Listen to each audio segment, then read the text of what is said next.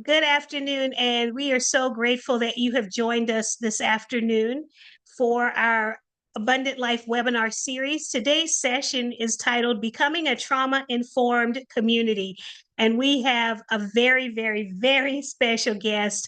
I am going to give you an abbreviated version of her bio after a brief word of prayer and meditation. For the next few seconds, if we could all just take a deep breath. Just take a deep breath in your respective places.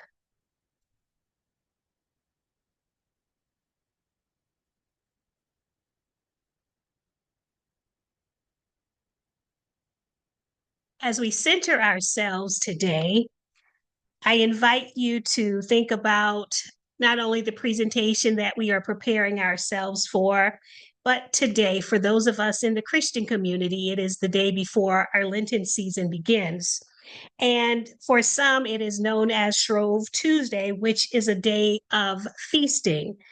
So hopefully, over the course of the next hour, while we will not feast on physical food, we will feast on the words of this scholar, this abbess, this theologian, this caregiver of the earth, who will share with us how we can make our spaces of worship spaces of healing, spaces of reconciliation, spaces where people are invited in and they are loved. The fullness of themselves are loved and brought to wholeness, healing, and health. And so at this time, I introduce to some, and to others, you may already know Dr. Heath. She is the former dean of the Duke Divinity School where I studied. I'm so grateful for her time with us today. After Dr. Heath's presentation, of course, you will have an opportunity to ask questions. We will attempt to answer as many questions as possible during the hour, but we hope that you'll stay on with us because we have some really important announcements and we'd like to introduce our team. But we wanted to make sure that Dr. Heath was able to give us the full extent of this hour. So, Dr. Heath, we welcome you. We thank you so much for being with us, and we appreciate your time today. Thank you so much. I'm really honored to be here, and I'll just jump right in. I'm going to do a screen share. Um, and let's see here. So what I want to do today is talk about how trauma, what is trauma? So we'll do some definitions. And how does it affect our bodies, our brains, and our spirits? Because we are holistic. We all know this, and yet we've been taught to think of ourselves in sort of compartmentalized ways. But trauma affects us first in our bodies and in our brains, and then in our spirituality. And especially now, there's just every day is a new wave of collective trauma because of everything that's going on with the environment and in the political scene.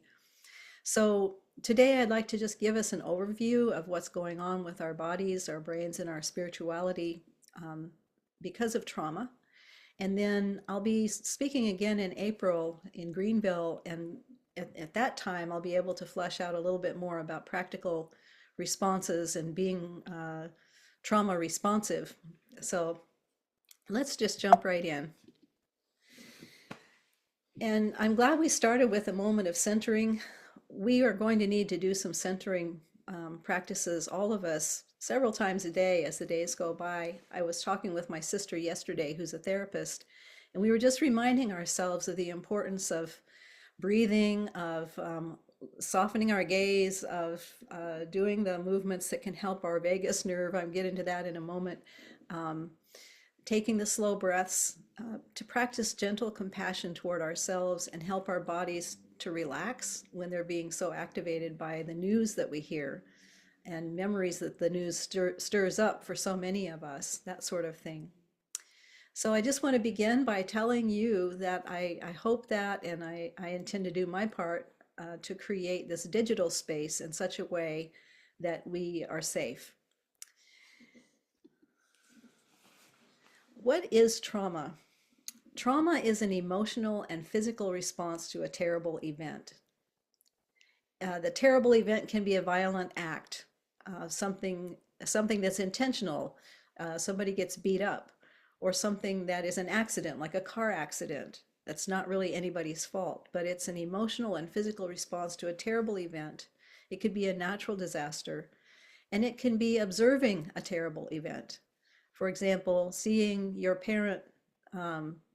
your parents in a violent fight with each other. There are three categories of trauma. There is acute trauma, which is a single event. It's the one car accident that you had, or it's the one time that you were walking home and you got mugged. Or it can be chronic trauma, in which the violence is repeated and prolonged. And this is often the case when we are in a bullying situation or growing up in an abusive household, that sort of thing. And then there's complex trauma that's varied and multiple. I think about my brother, for example, my oldest brother, who went into the Army right out of high school. We grew up in a violent home, so coming out of high school, he already had PTSD from the lives that we lived. And he went on into Vietnam and did 3 tours in Vietnam as a pathfinder. He's a decorated veteran and experienced tremendous trauma there as well.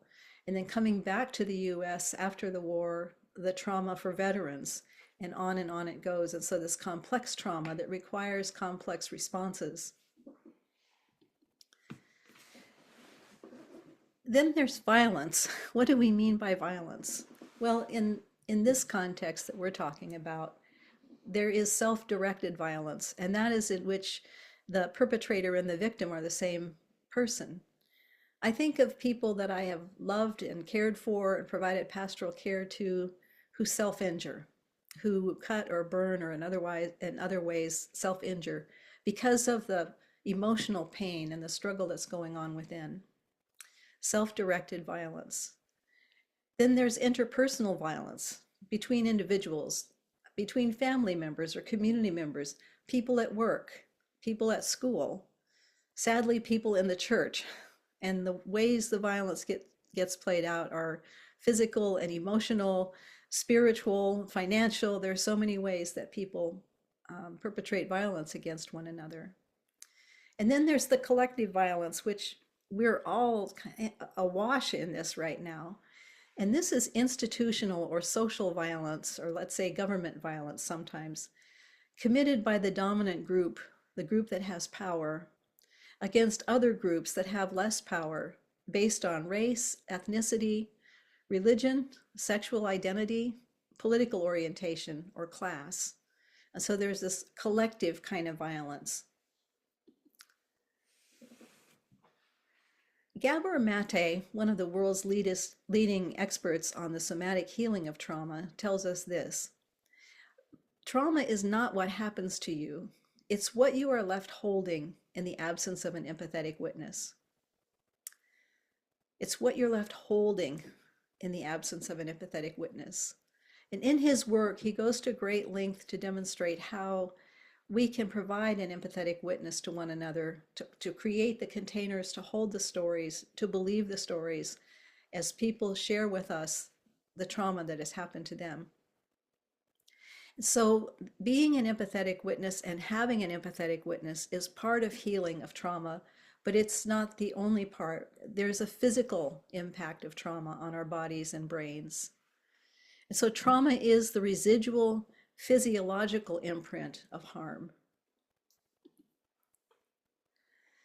In Korean philosophy, there's a concept called Han, and some of you may have studied this in seminary or elsewhere. And it's not a particularly religious term or concept, but it has been used by theologians, especially Andrew Sung Park, to talk about the residue, the sort of residue that's left when we have been harmed, especially when we've been harmed intentionally. In his first book, The Wounded Heart of God, he talks about how God looks at us first and foremost as God's beloved children, not first and foremost as sinners or fallen people or people that have original sin or anything like that, but first and foremost as God's own children, all of us. And whatever we have lived into and however we have acted out and however we have developed coping mechanisms and all those things. God always looks at us as people who've first been sinned against before we sinned against others. And so he uses the Korean concept of Han to talk about that. And it makes so much sense. These are some of the books that he has written about this subject, and he goes into atonement theology and all kinds of categories of systematic and constructive theology to reframe how we think about brokenness through the lens of Han. And so I think that from a theological standpoint, as we're looking at the impact of trauma, this idea of Han can be very helpful to us to reframe how we do theology, how we interpret categories of theology.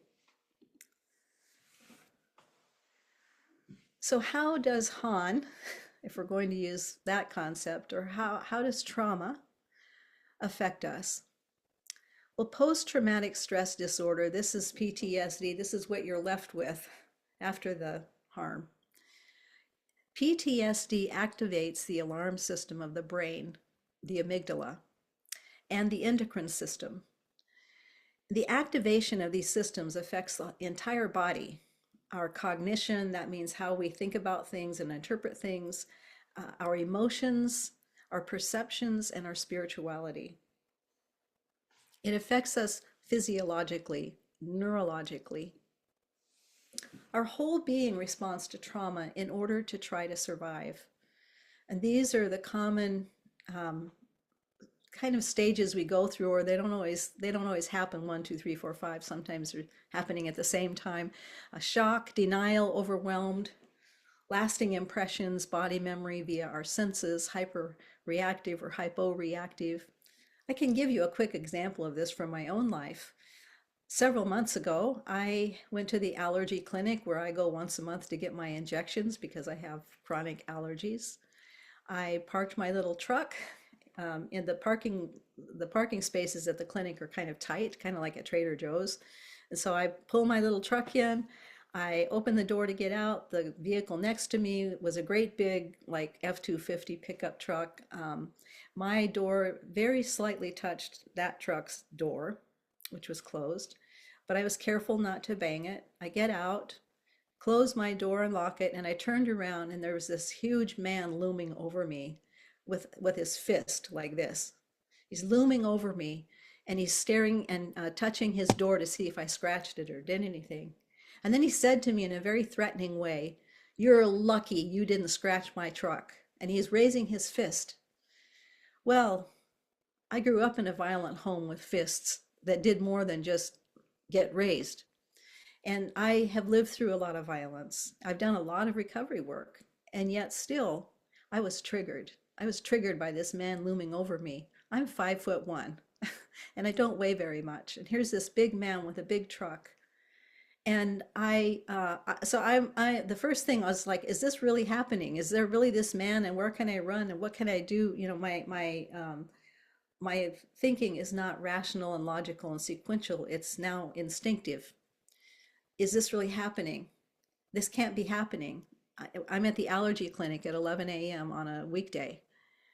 And then I felt overwhelmed because what can I do? What can I do if he decides to hit me? I just went into my old pattern from when I was a child and tried to get very small and soft so I wouldn't be a threat. And so I responded to him in this very quiet little voice, "It's okay, I didn't scratch your truck, everything will be all right," and just tried to look very small and harmless. This wasn't a logical choice on my part. This was an instinctive choice based on experiences that I've had with violence. My amygdala was triggered and I was reacting out of a trauma response. And so he left. I went in for my appointment. My whole body was shaking because it was filled with adrenaline. The cortisol is pumping in my body.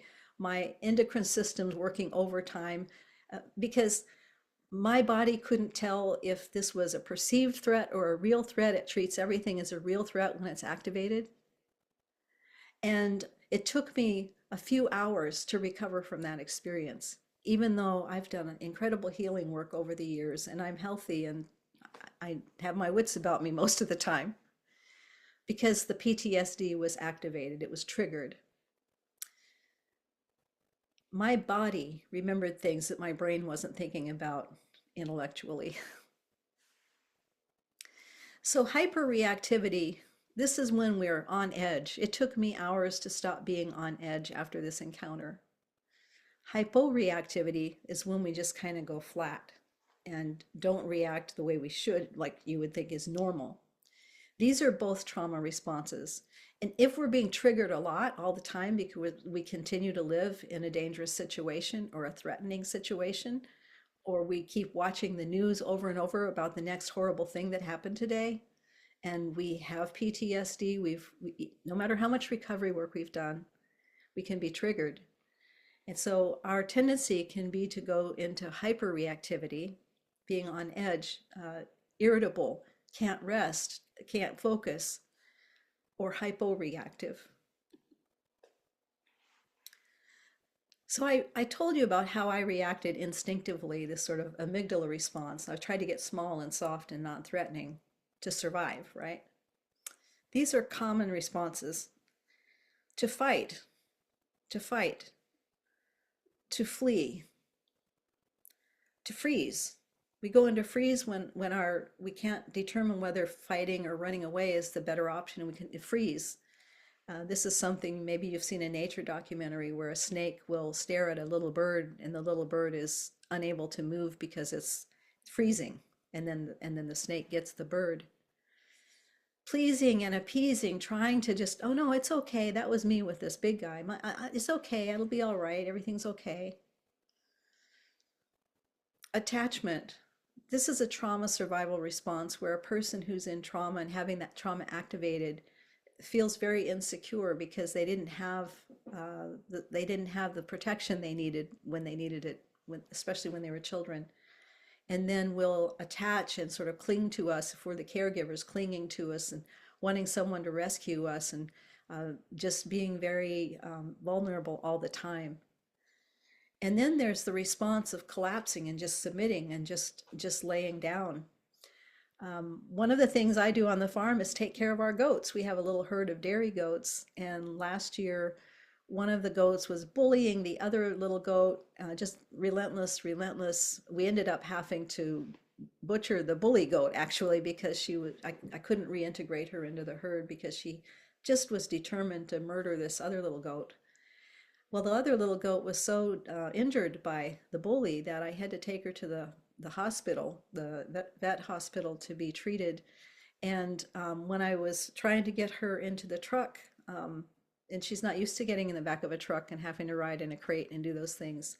Out of her trauma response, because of the bullying she'd experienced from the other goat and the uncertainty of what I was trying to do to help her, she collapsed. She just collapsed on the ground like she was almost dead. And it was a trauma response. Fortunately, the vet was with me, my regular vet, and helped me to know what was going on. We were able to get her up and get her to get the help she needed. And thankfully, she's well today, although she's still vulnerable to bullying by goats, the other goats, because she's at the bottom of the pecking order. But that's one example of the collapse and submit. And for people, we do that in different ways. We just do it in different ways. And these are trauma survival responses. And the thing for us to remember is that these are not responses that we choose through a process of rational thought. These are responses that are driven by the amygdala, that part of our brain that tries to help us survive. All of these responses are intended to help us survive a threat, death. And so they're all trying to help us. And I think one of the things for us to cultivate in our attitude towards supporting people and having a trauma responsive posture in our ministries is to honor the fact that these responses, even though they become dysfunctional and not helpful later, they are all there to help us survive. They're all trying to help us. The vagus nerve runs from our forehead right here all the way around back, touches all our major organs and ends at our tailbone. And here's this very kind of scary and academic looking diagram of how the vagus nerve touches our organs. And the vagus nerve, vagus means wandering, by the way, that's a Latin word, and it wanders around, it touches all our major organs. So it's touching all of the systems of our body. It checks everything. Its job is to keep checking everything to see if we can rest and digest or if we need to be on high alert, whether we can rest and digest or be on high alert. So that's its whole job. It's constantly checking. When our PTSD, when our trauma is activated, if our nervous system is activated because of a trigger, the vagus nerve is picking up on all these systems in our bodies, and if we can help our vagus nerve to know that it's okay to rest and digest, then our whole body can settle down, our whole nervous system can settle down, and we can breathe. So, for example, I was talking to my sister the other day. My sister is a therapist, my one sister, and we've done work together, leading retreats on healing from trauma and on all sorts of things. But we were talking about how ourselves right now, because of what's going on in the world politically, and because of the collapse of institutions and support systems that having those things taken away now is hurting so many people that we care for, and could hurt all of us. So we were talking about how every day right now, because we're so aware of what's going on with the government and with the people we care for, we're activated many times a day. Our nervous system is activated by this trauma, and so we were practicing together how to help our bodies relax and breathe so that we could actually think clearly about what's the best response for today in each of these situations today that are within our realm of being able to do something about it.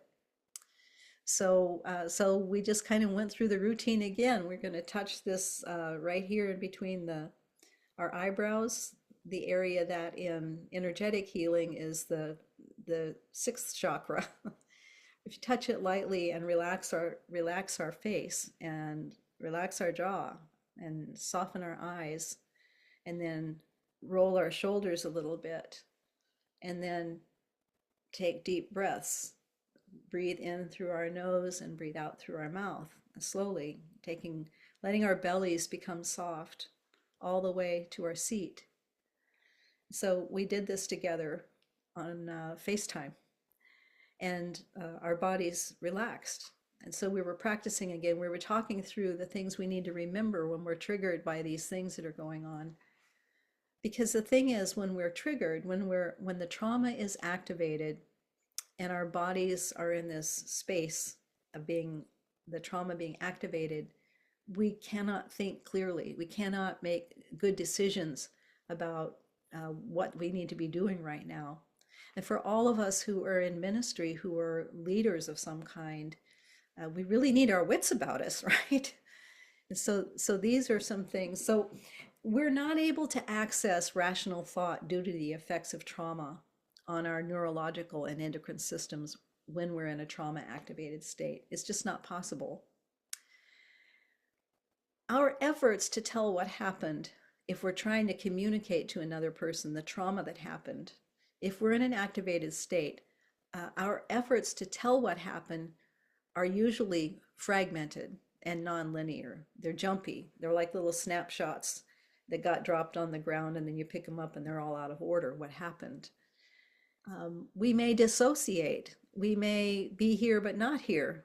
We may be shutting down our bodies and in our minds kind of going over here somewhere, because that's a coping mechanism that has helped us to survive the trauma, the original trauma.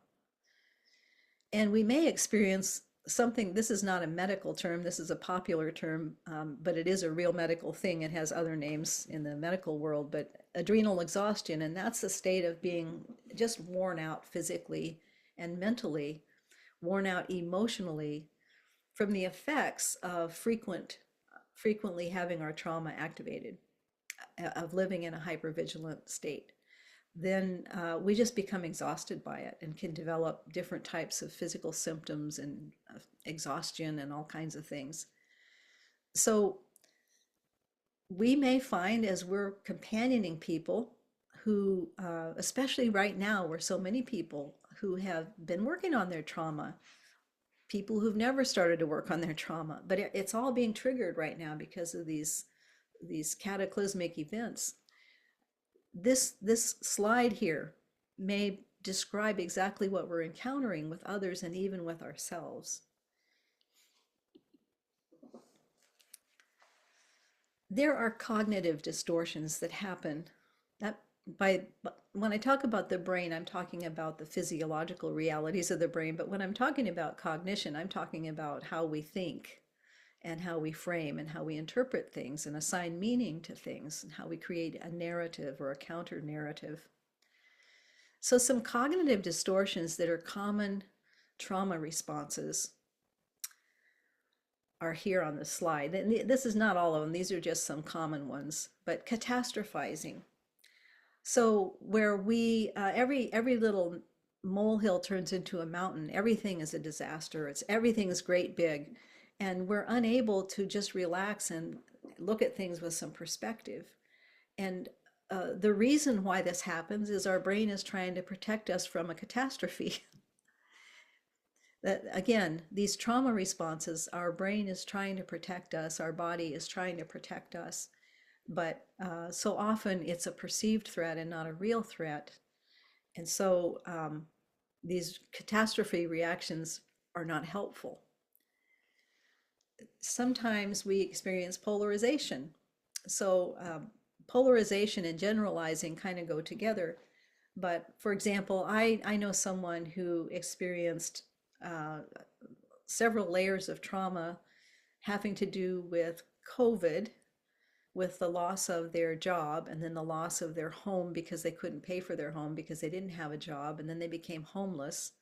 And then in a homeless state, they became sick with COVID, and when they were in the hospital, contracted an MRSA, a staph infection, and were terribly sick. And I mean, you could just imagine the disasters one after another. This is a person who had a sort of normal life before with a family and a job and a house and, you know, fairly decent health. And so now they have all these layers of trauma. And so coming out of the trauma, part of their recovery work has involved identifying where polarization and generalizing have kind of become embedded in their cognitive world.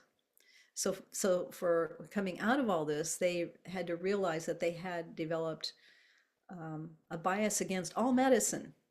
All doctors are frauds, all hospitals are unclean, all, you know, sort of like, don't ever go to the doctor, don't ever take normal medicine, don't, because of the experience that they had. So learning to contextualize, learning to think in a more nuanced way is part of their recovery work. Another very common cognitive distortion is personalizing everything that happens. Anything, anything negative that happens, thinking it's all about me. This is all about me and my relationship with everything. And it's sort of a weird version of narcissism almost, where, and again, this is the brain's way of trying to help us be protected. But these cognitive distortions do not help us when we're trying to live a healthy life and get back on track and heal from the trauma. You may find these responses, these distortions, are abundant in your congregations. You may find that right now, there's a lot of this going on. I see it all the time on social media. I see it on the news broadcasts where people are making these wild claims, and we got our bubbles of information and so on. When we look at this issue of trauma and being trauma informed and trauma responsive, we also have to look at this from a standpoint of theology and spirituality. If you've been to seminary, you may have heard of this and read about it and talked about it, but it's the theory of divine retribution. In the secular world, this is called "we get what we deserve." And this belief, this conviction that we get what we deserve in life, is very common for people who have trauma, especially if they were traumatized when they were young children. The theory of divine retribution, we find that in the Bible first in Job. Job's the oldest book in the Bible. And there, I could say a lot about Job, but we don't have time for that today. But in the story of Job, his friends all made a lot of assumptions about why Job was suffering, and none of them were good.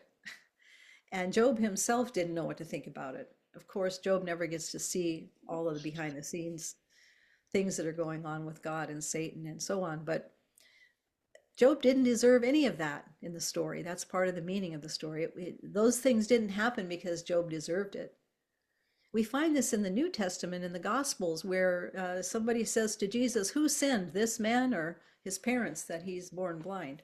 Why the uncleanness of the woman with the issue of blood, the ostracism of the people with leprosy, the ostracism of eunuchs, all of that. This, you get what you deserve in life. And if you're suffering, it's your fault. There's something wrong with you. So this sort of toxic shame, the conviction that there's something inherently flawed, there's something wrong with us that nothing can cure or heal or fix, not even God. This is residue from trauma. It's part of the Han. And it's filled with incessant negative self-talk, blaming and hateful talk that we use against ourselves in that inner chatter that goes on. And it usually includes feelings of futility about trying to have any kind of a different life or make any kind of a change or ever being able to get rid of all that negative chatter in our heads. And it can lead to absolute despair, including to lead us to suicide. And so what we think about God and where is God and what's God up to with our suffering makes a huge difference in how we respond to trauma. In theology, we call these questions of theodicy. How can there be a good God in a world full of suffering? Old questions, right? But for those of us who've had trauma, it comes up, where was God when I was harmed when I was 8 years old and that neighbor did that thing to me? Where was God when I kept getting beat as a child? Where was God when the bullying was happening in the church and nobody would stop it? Why did God abandon me? Especially if our abuse, if our trauma happens in a religious institution or at the hands of religious leaders, the devastation can be the worst then. So how does trauma affect our spirituality? Well, there's toxic theology for one thing. And sadly, there's still a lot of this in our hymns and in our teaching and preaching. Toxic theology emerging from trauma and contributing to it. And so here are some examples of convictions that people develop coming right out of trauma. God was punishing me. God was punishing me because I had an abortion when I was 14. I don't know when God will stop punishing me for that, but I'm sure that all this trauma happening now is that God is punishing me because I made that one mistake when I was a child.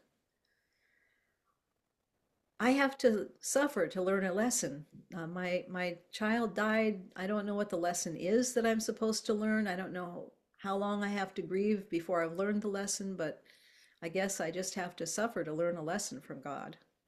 This is a very common toxic theological conviction. There's the belief that God's just flat out against me. I'm just kind of cursed. I don't know why, but I've had a cursed life and I think God must be against me. Or we've been taught that God is against us because we're gay, or because we've had a divorce, or because of any reason. We've been told that God hates us and is against us, and that whatever trauma happens, it's from God. Many people have been lied to in this way.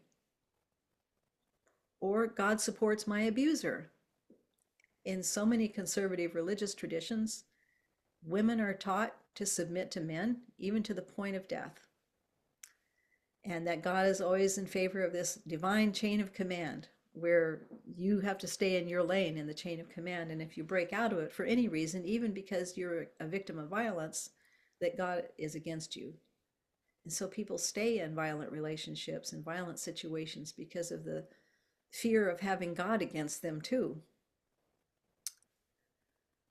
There's a deep conviction for many people that God has abandoned us, just abandoned us, and we're on our own. And if we can't figure it out, nobody else is going to figure it out. And that God cannot be trusted. If there is a God, that God cannot be trusted because of all the suffering in the world. These are just some elements of a toxic theology that comes out of trauma and that contributes to trauma. And for some people, this toxic theology and the experience of trauma results in a dark night of the soul, a sense that God is not real anymore. That even if I had experiences of God, even if I used to really love God and used to really find hope and comfort and direction from God, now that's all kind of like a forgotten dream and I can't get there anymore. And there's just this gaping, empty hole where God used to be. And I've known many people who suffered from this experience. If God has disappeared, if God is not real, why even bother?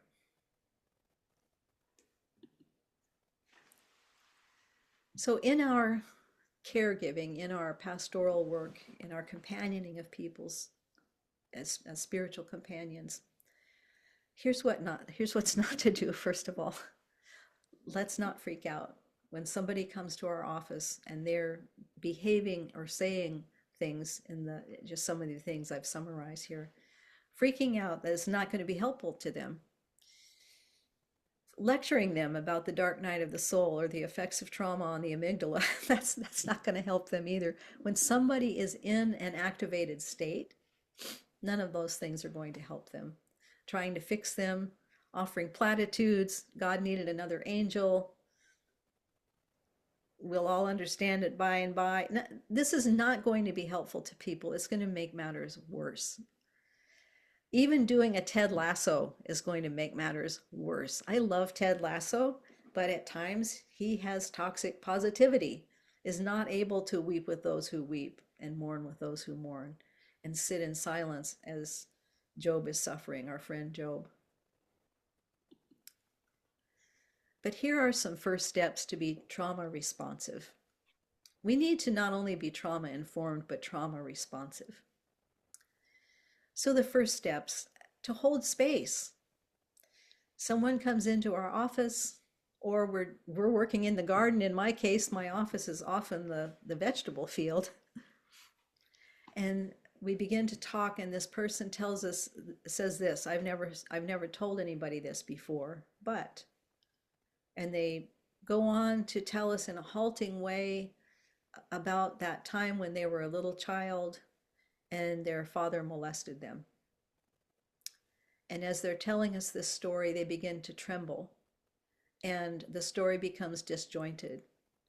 And they even they shift between looking kind of vacant and matter of fact to being their eyes filling up with tears. And we can tell by their body language that they're very frightened. And yet here they are, they're trying to tell us what happened. And the reason why they've come to us to tell us what happened, and they've never told anybody before, is they have perceived that we are safe and that we will understand.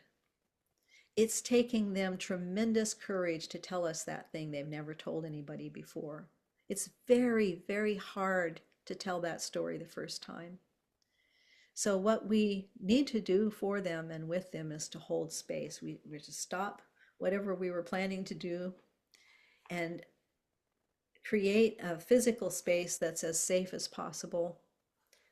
If someone's in my home talking to me like this, or in my office talking to me like this, I try to have comfortable chairs where they can sit. I try to have Kleenex nearby. I try to have some water, easily available, whatever might be needed for physical comfort. And I try to not sit directly across from them, but kind of at an angle so they don't have to look straight in. We don't have to look straight into each other's faces all the time, because some breaking of eye contact is going to create a little bit more comfort. So we're holding space, and we're going to reflect just the right amount. We're not going to have big dramatic responses. We're not going to go, oh my God. We're not going to do that because that's not what's going to help them. That's not what they need. They need for us to listen very carefully and be an empathetic witness, to be empathetic, to allow their suffering to touch our hearts. Let them set the pace and tell their story. They may interrupt themselves along the way and say, I'm so sorry, I'm sure this sounds all jumbled up. I can't even think straight right now. And then our response is, that's okay, you just take your time. It's okay, I've got plenty of time. It's so normal that it feels jumbled up. This is a really normal thing. And let them tell the story. And remember, it's their story, not your story. So even though you may have had some kind of similar situation in your life in the past, this is not the time to bring it up because they are trying to get their story out here where they can look at it with you. And so that's what our job is. This is what it means to be an empathetic witness. After they've kind of finished telling their story or they've come to a stopping place, we can say to them, I can't imagine what that was like for you to go through with that. I am so sorry that happened to you. It was not your fault. That must have been so painful. So we're responding in an empathetic way. And we can also say to them, that must have been really hard to talk about. It took so much courage. I really, I'm amazed at your courage. And I want you to know that I believe you. Those words can make all the difference in the world because chances are this person hasn't disclosed to somebody else, or they've maybe tried to, but they haven't been believed, or they've been shut down, or they've been gaslit, or any number of things.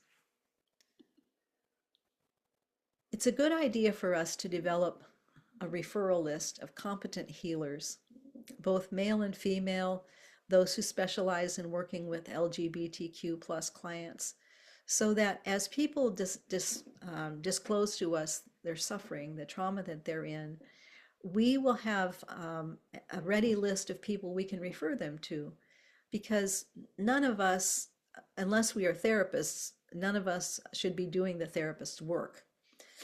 We are there as spiritual leaders to provide spiritual companionship, but not to be the therapist, unless you are a therapist who's also, unless you have all those credentials and so on. But even if you are a therapist and a pastor, even if you have those two areas of expertise, it's really good to know who are the acupuncture practitioners who are trauma informed. Who are the therapists who have special expertise in domestic violence and sexual abuse? Who are there some massage therapists around here who are trauma informed? Are there some nutritionists, yoga teachers, equine therapists where people who are recovering from different kinds of trauma can go for support? Because oftentimes what will happen if we're working with people who are coming and divulging these kinds of things to us, we're going to find that there will be people that really need a lot of different kinds of care. And it's not our job as their pastor or as their spiritual director to try to provide all that care. It's our job to provide what's ours to provide, and then to help them have access to the other kinds of support they might need. And we do that in a very loving, invitational way, and by keeping healthy boundaries ourselves. We have a lot of work to do to repair our theology, to reconstruct our theology, because we've inherited so much patriarchy and racism and classism and homophobia and all the phobias and isms in our inherited theological tradition that we got in seminaries. So here are some books. I put a couple that I've written, one on healing the wounds of sexual abuse, and then a book that I worked on with Charles Kaiser on trauma-informed evangelism. I recommend looking Charles Kaiser up online too. He's now with a new organization that he helped to found that's working on resiliency following trauma and doing a lot of work with helping people to recover who have religious or spiritual trauma. He's just doing some really great work. This book, Surviving God by Grace Ji-Sun Kim and Susan M. Shaw, is an amazing book. They've taken all the categories of systematic theology and reframed them and re-described them through the eyes of survivors of sexual abuse. It's an amazing book. It's a good partner book to my book about healing the wounds of sexual abuse, because I use the filter of a survivor of sexual abuse to look at how we interpret scripture. We really must work on healing our toxic theology, the biblical interpretations, the doctrines, God image, self-image, our worship traditions, our liturgies, our hymns. All of this needs to be worked through in a way that's trauma informed and trauma responsive, so that everything that we do in the church can help people to heal and we can prevent trauma. These are some of the best resources I know of and that I use all the time for healing from trauma. Internal family systems therapy. You can look online if you're not familiar with these resources. You can see some TED Talks and some YouTube videos, and then of course you can use the books and workbooks. These are about somatic trauma therapies. The Body Keeps the Score is about somatic trauma therapies that help us, our bodies, to heal, to release the trauma. And it's quite comprehensive, that book. It's really, really good. And then internal family systems therapy is really coming into its own now, and it's about all the different parts of ourselves that get sort of separated because of trauma, and how we can welcome all these parts of ourselves and integrate them back into a loving wholeness as we heal. So here are some questions for reflection. And we have, I think, about 15 minutes. Is that right? About 15 minutes. So Gabor Mate says, trauma is not what happens to us, but what we are left holding in the absence of an empathetic witness. How might the church and its leaders intentionally become empathetic witnesses to the trauma of our neighbors? So these are questions you can take with you from this webinar and maybe work on with some of your friends. As you listened to the lecture, what did you feel? What did you remember? What did you hope? What did you regret? These are journal prompts. And what might be the next steps for you to increase your capacity as a trauma responsive leader, and to help your congregation's lead team to become more trauma informed and trauma responsive? I'll be sending a PDF of these slides to Dr. Alicia Simmons, and she'll make those available to those of you who were on this webinar. But I'm going to stop screen sharing now, and we have a few minutes. I think there may be some questions that we can talk about.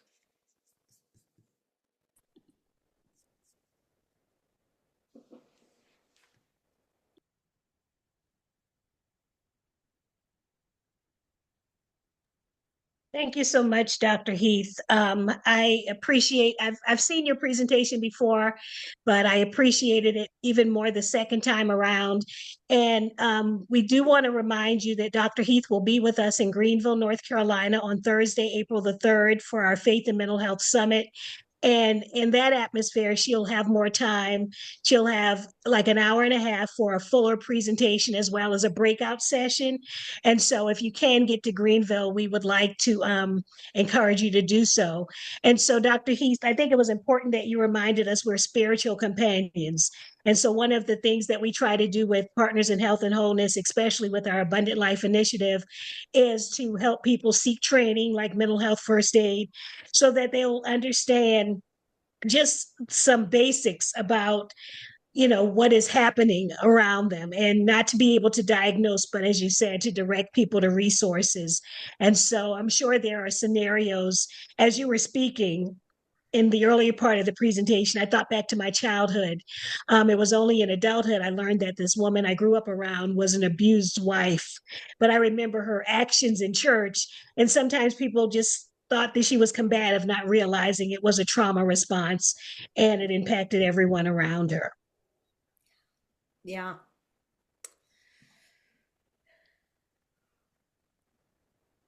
Dr. Heath, I want to Uh-huh. thank I want to thank you for all that you do. Oh, thank you. You've I just started reading your memoir and I'm going to read the trauma book as well. The one that I got struck was so struck with was toxic theology. That whole concept. In my case, something happened before I was born. Mm, And do I suffer from the sins of my parents? mm, mhm, But mhm. thank you for everything. You're very welcome. Dr. Heath, someone wanted to know, they said they're a spiritual director, and they wanted to know, is there a training you would recommend that they would take to become more trauma informed? I heard of one, let me think, this was last year. There was a series on, I think it was on Zoom, and my friend Dr. Gary Shockley told me about it. He's a spiritual director and an artist and does all kinds of wonderful work with people. And he's an Enneagram expert as well. Um, it was trauma informed spiritual direction.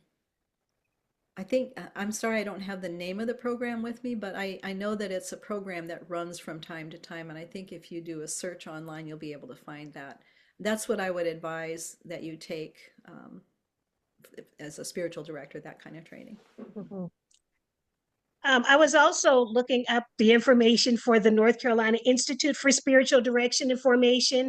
And so Chris Ford will be one of our vendors in Sanford. And so if you're not already connected with Chris Ford, Monica, I would definitely recommend connecting with that institute and the work that they do.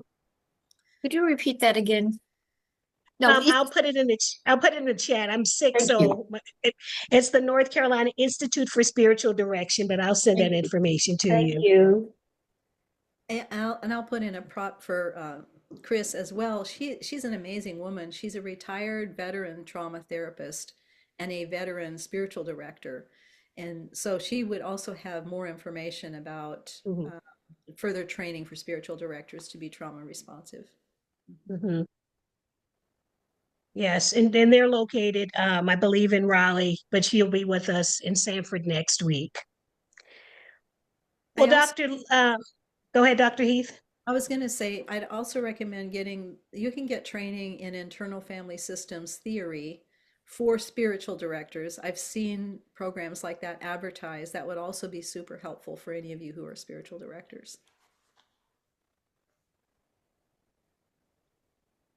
Dr. Heath, um, this is Becky Yates. I've communicated with you from Matthews, United Methodist, and I've read your memoir, and I'm reading Trauma Informed Evangelism now. How do we get the church to take accountability for the spiritual abuse for which Christianity, unfortunately, is so guilty, and begin to not only heal the damage that has been done to ourselves through that, but also help to heal those who have been damaged? That's really the question of the hour, Becky. So it's where you would begin with a local congregation depends on the where the local congregation is in its own thinking and practice and history. Sometimes when I've wanted to introduce this kind of material, when I was serving in a traditional parish before I went into academia, and even now in leading Spring Forest, which one of our other leaders of Spring Forest is on this call. So um, I try to focus on bringing this material through leadership development work that we do. That's both spiritual formation and leadership formation woven together. Um, I find it helpful to use movies and music and things like that as this sort of a means to get the conversation going. For example, I remember years ago, I was doing some teaching on domestic violence and sexual abuse in the church, and I had a group of people group of leaders watch The Secret Life of Bees, watch the movie. I've learned that if you ask people to read a book, a lot of people won't read the book, but they will watch a movie or a TED Talk. So we watched The Secret Life of Bees, and then we had a conversation about what people noticed.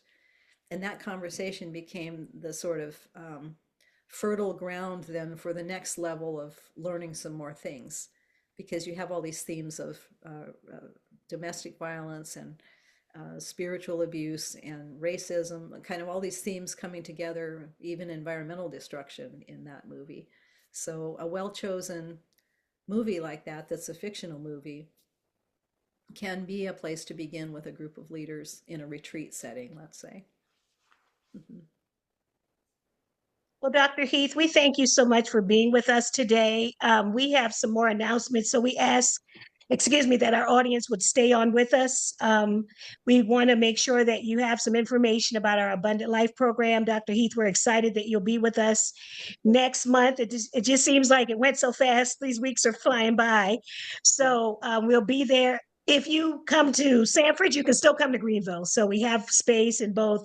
So, Dr. Heath, our prayers are with you, our love is with you, and we just thank you for the work that you do. And we look forward to your voice and the information you'll share with us. We'll share your slides, and if we have any other questions, we'll share them with you, and we'll send out a full email with the slides as well as the video so that you can share with those you think would benefit from the presentation. Thank you again. Thank you. See you later. Bye. Bye-bye.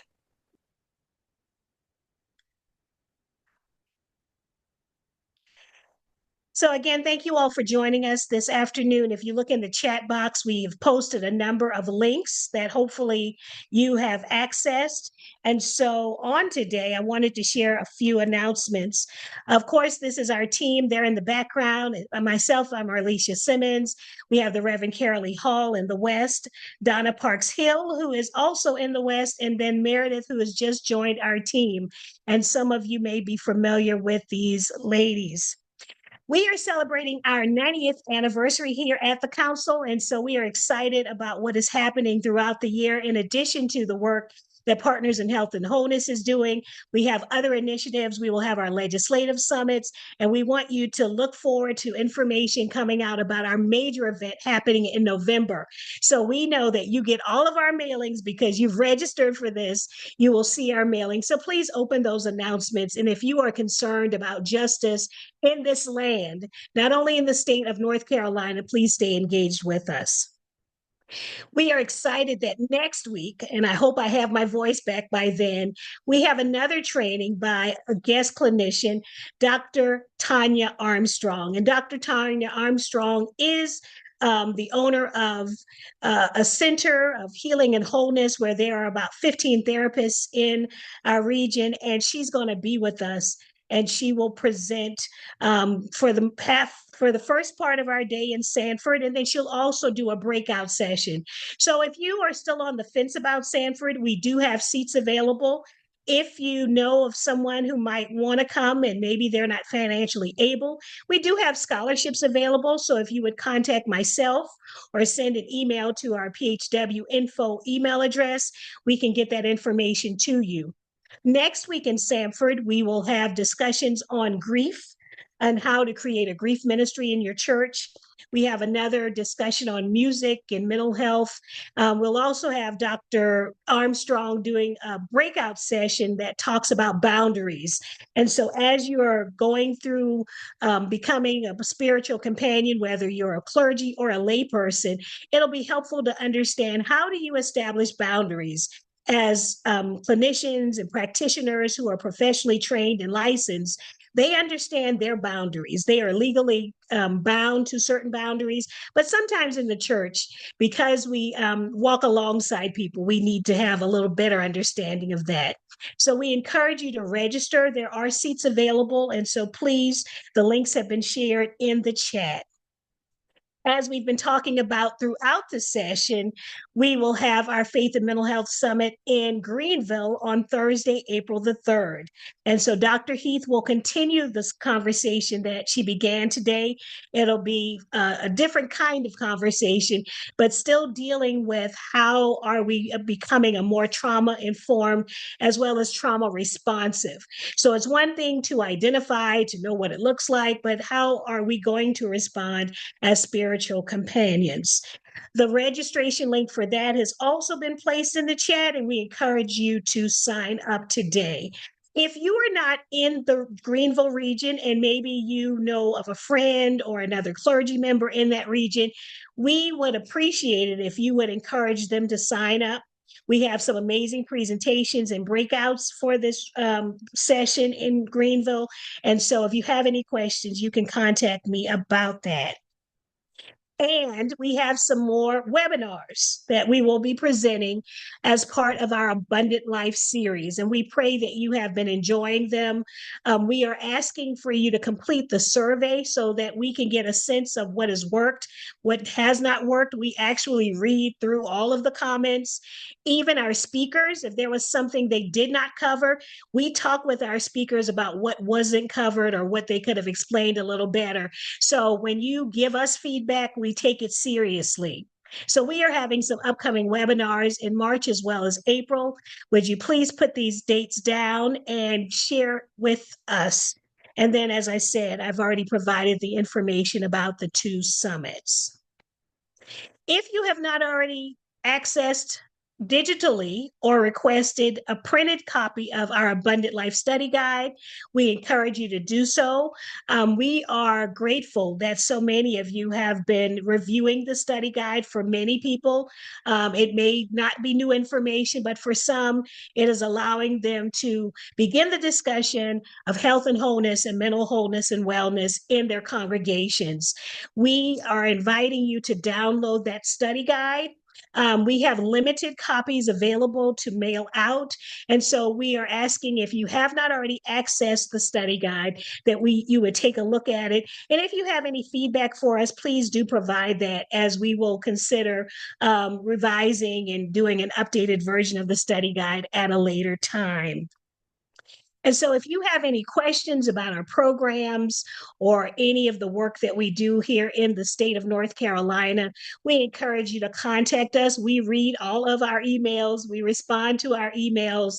And of course, you know you're going to get an email from us because we send them regularly to keep those who are connected to us updated. And so we are so grateful today that you have joined us. And are there any questions about any of the information? As I said, you will receive at a later time the slides from today, as well as the video of the Zoom. You will receive the links of everything that we've discussed, and we do ask you to complete the survey. Are there any questions for our team?